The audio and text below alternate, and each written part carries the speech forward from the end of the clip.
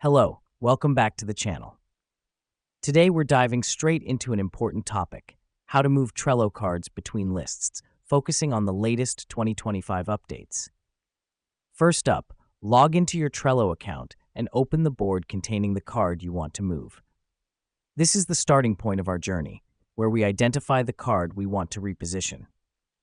Now that you have your board open, locate the card you wish to move. You can find your cards in the list where you've previously placed them. The reason we do this is to ensure we're moving the correct card and not disrupting our workflow.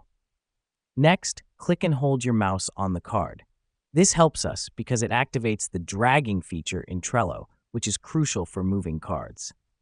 Once you've clicked on the card, drag it to the desired list. As simple as it sounds, this step is the heart of the card moving process. It's where the actual move takes place, letting you reorganize your tasks. After you've dragged the card, release your mouse to drop the card into the new list. Now your card has officially moved. This step is important because it finalizes the move. If you don't let go of the mouse, the card won't be placed in the new list.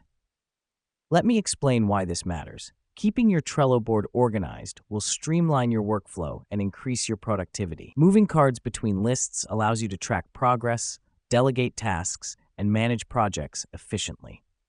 To wrap it up, moving Trello cards between lists is as simple as logging in, locating the card, dragging it to the new list, and dropping it there.